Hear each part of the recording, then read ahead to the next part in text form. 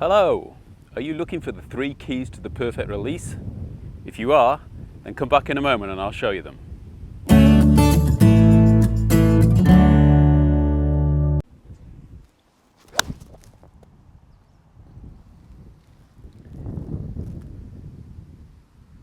Hello!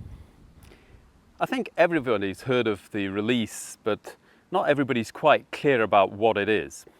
Releasing basically is describing you releasing the angles in the right arm. When you take the club back, you should be hinging your right elbow and wrist whilst lifting your right upper arm and rotating slightly in the shoulder. And as you come down, obviously you've got to release these angles, and by releasing these angles, you're actually speeding up the club head. And it's amazing how much club head speed you can generate by releasing these angles at exactly the right time.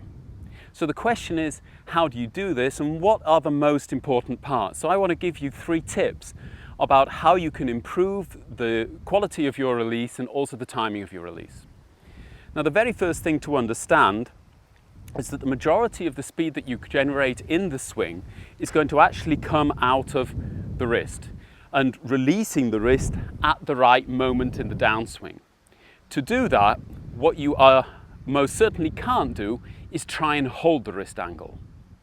If you watch what happens to the wrist during the swing, you'll actually see that at the top of the backswing, when I start the downswing, the wrist angle actually increases together with the elbow angle. And this is happening because of a force we call inertia. As your lower body starts to rotate in the opposite direction back towards the target, the shoulders will start to rotate and start to kind of pull the club down, and the club will resist that. And obviously the joints will then be used to actually allow the club will actually flatten out a little bit, and it will come a little bit towards the player at that time. So you can actually see it kind of coming in towards my body. The arm will then start to drop, and really by the time the lead arm reaches kind of parallel to the ground, you don't want to be resisting any kind of release of the wrist. That will happen absolutely automatically if you do all the other things correctly. So at this time you should be pushing down with your right arm to get it back onto the shaft plane.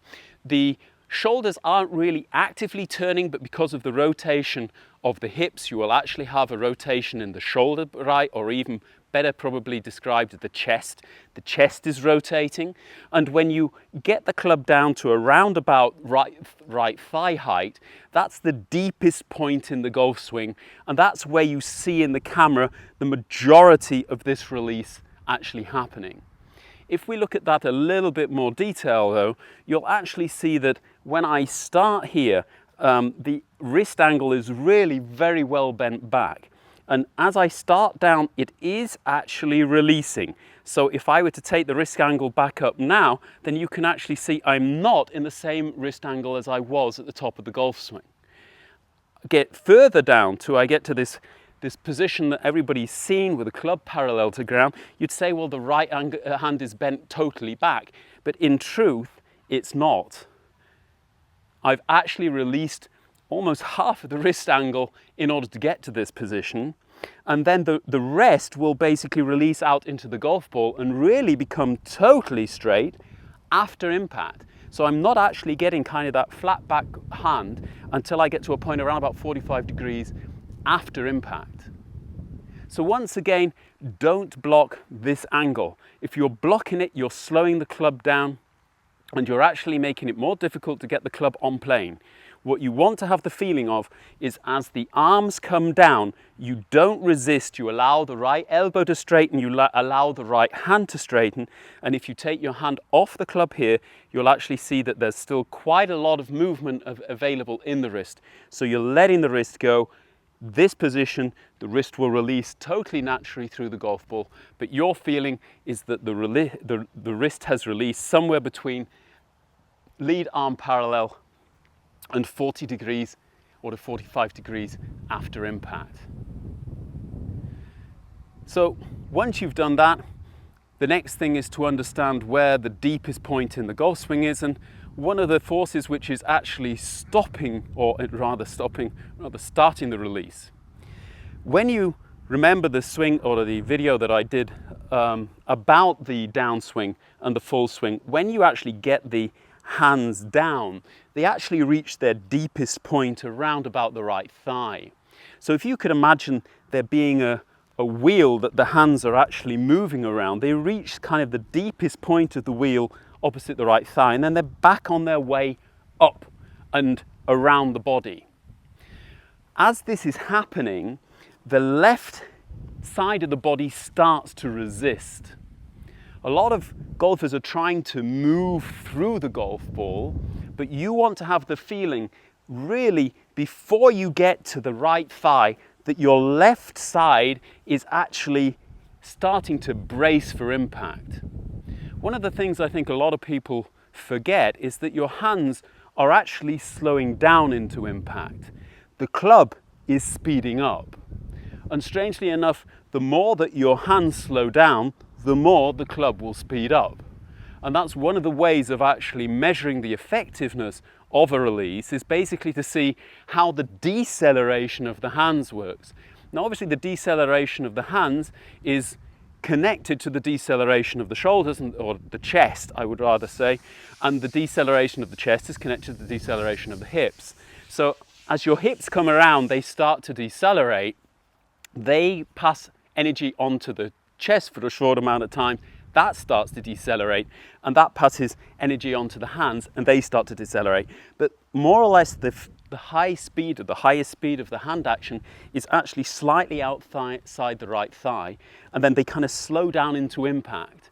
And when you get there, your hands have actually lost 3, 4, 5 miles an hour by the time they actually get to the golf ball.